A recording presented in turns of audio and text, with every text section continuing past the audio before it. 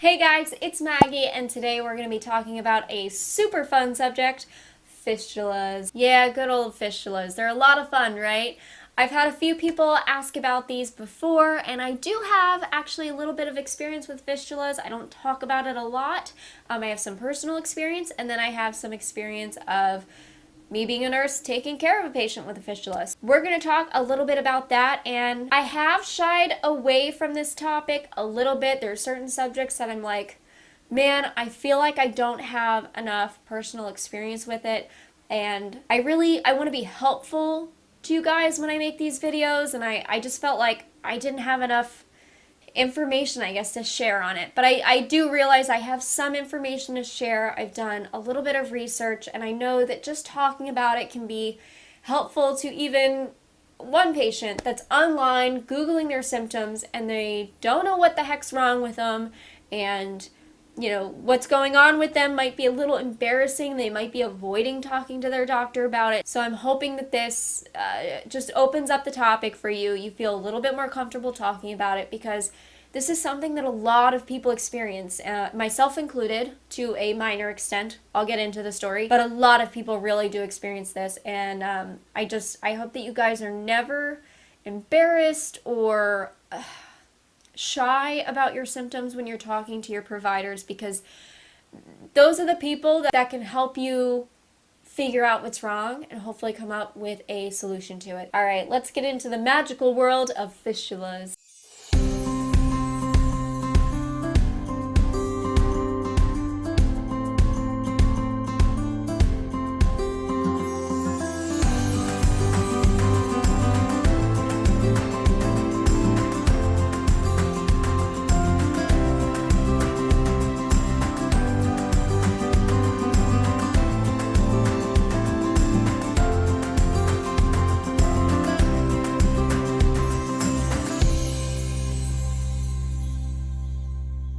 So what even is a fistula? So fistulas, I like to think of the path of least resistance. It's basically a connection between two areas that is not supposed to be there.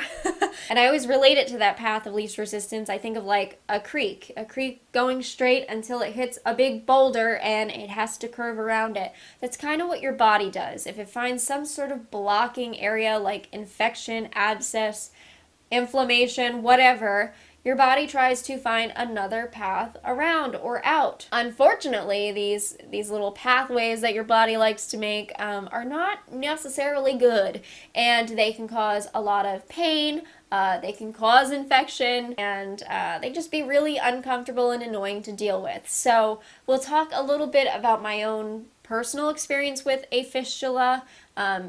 I don't really talk about it too much because I'm very fortunate in the way that we discovered I had one. I'll talk about one experience that I have as a nurse with a patient with a fistula, and a little bit about what can be done to resolve them. So you guys know I have Crohn's disease. I had very, very bad Crohn's disease in my rectum, to the point where that whole area just was not working. It was closed for business. I knew it from the time I got my ostomy 12 years ago. 12 years ago, I believe tomorrow, actually. It wasn't a good thing. Me and my rectum, not really friends. But I'm such a child. I had a lot of scar tissue and damage down there, and I never noticed an issue prior to ostomy surgery. The ostomy surgery, as you guys may know, was not planned. It was an emergency surgery, and I kept rolling with it because I felt so much better with my ostomy. But anyways, oddly enough, after having the ostomy surgery, especially in the more recent years, I was using a mirror to look down there because Crohn's disease, it's something sometimes you have to do. Just checking out the area, just making sure that nothing looked weird to me. As a nurse, I guess maybe that's something weird I would do to myself. Just imagine me with a mirror, like checking out my tush. I don't know. And I was kind of doing this because I sort of knew that the proctocolectomy could be in my future. And there were, on some occasions, something weird that I noticed was a little hole. It didn't look like it was deep. It didn't look like it was draining anything, but I did notice a little hole, and it was more towards my tailbone. It wasn't near my anus or anything like that. It was kind of far away, which was weird to me. So I didn't think much of it because I was getting MRIs, I was getting, CT scans, I was having tests done. People were seeing down there for themselves, and nobody mentioned, like, hey, do you think you might have a fistula? So I didn't worry about it. I just didn't worry about it. It was there. It was not a problem to me, and I was disconnected. Everything was diverted away from there anyway. I was using my ostomy bag, so it wasn't concerning to me. And then I eventually made that decision to have the panproctocolectomy, and in December of 2019, I had my rectum removed, my whatever, bits of colon I had left, I had that taken out, and then the anus was sewn shut. But one of the weird things is, and I haven't put it out there for you guys to see yet, I would love to one day, because people are curious. People want to know what the incision looks like. They want to know what they're going to be left with afterwards. Mine looks really good, just saying. But one of the weird things about my incision is that it's not just like they closed up the normal hole. The incision actually goes from that area all the way up to my tailbone. So it was like that long. I would say that's about the length of my incision, which seems kind of big to me, but I don't know. And when I woke up from that surgery, the surgeon told me that it appeared like I did have a fistula that went out to my tailbone. So he had to do some work to clean out that area. Apparently it had closed on its own. I have no idea when, but it was like a scarred area. I guess the tract just healed and it was gone. So he cleaned it out, and that's why my incision is kind of long. But at least that's what I've been told. So that was a very fortunate story with a fistula. I didn't have any symptoms, and one of the things that they can do is actually place an ostomy to divert away from the area, and I just so happen to already have that in place, so that was helpful. And I didn't have to do anything in particular for it. But I'll tell you another story that I have of me taking care of a patient with a fistula, and this fistula was way worse, way worse. I will always remember this shift. It was a night shift. I had a patient with either new diagnosis of Crohn's or unmanaged Crohn's. I can't remember what it was. And this patient was in a lot of pain. It was horrible. We were throwing everything at this poor patient. I mean, all of it, because they were very visibly upset and in so much pain. And we didn't know at the time what was going on. Like, obviously, we knew it was Crohn's. We knew that was going on. But they later had some tests done that revealed that the fistula went out to their spine. Painful. Real painful. And I do believe that ultimately this patient wound up getting an ostomy just to divert away and let things heal up down there, as well as some other treatments. But I will not forget that shift. That was one of my worst shifts, and I felt so awful for this patient because we were doing everything that we could think of. I don't know how many times I called the doctors that night just being like, there's got to be something else. We got to be able to do something. And every nurse, I think this is pretty normal. There are patients that really you feel for and you cry after your shift, but this was the only patient that I got into my car and I had to bawl my eyes out for 20 minutes because I felt so terrible. I felt like I failed this person. And then I drove home. But I remember sitting in my car just having a meltdown because it was, oh gosh, I'm having my meltdown where they're still in pain.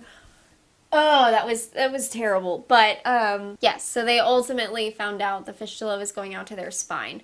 So fistulas there can be a range. They can be very severe and not so severe, like in my case. There are a few different things that they can do. Number one thing is if there's an infection going on, which a lot of the time there is some sort of infection happening, is to get rid of that infection. So antibiotics or manually going in and cleaning out the area, because sometimes there's an abscess at the bottom of it, and that's why the fistula started. So if you can get rid of the abscess, sometimes that'll help it heal. There are also drains that they can put in, setons, if you've heard of them. Allow any fluid in there to basically drain out. Those can be uncomfortable because a lot of the time they're hanging out of view, and sometimes you can accidentally knock them out of place or they fall out, and it's frustrating. I've seen patients that have had to go in multiple times to get theirs replaced because they keep falling out. I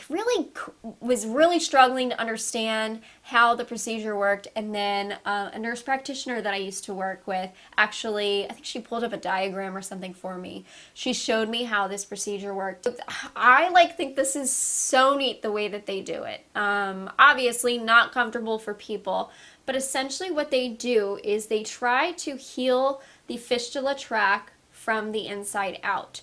So what they do is they put in a little tie in the fistula, and from my understanding, I feel like I might be totally wrong on this, but this is how it was explained to me, is they cinch up this tie so it gets tighter and tighter over time, and it helps the fistula basically heal.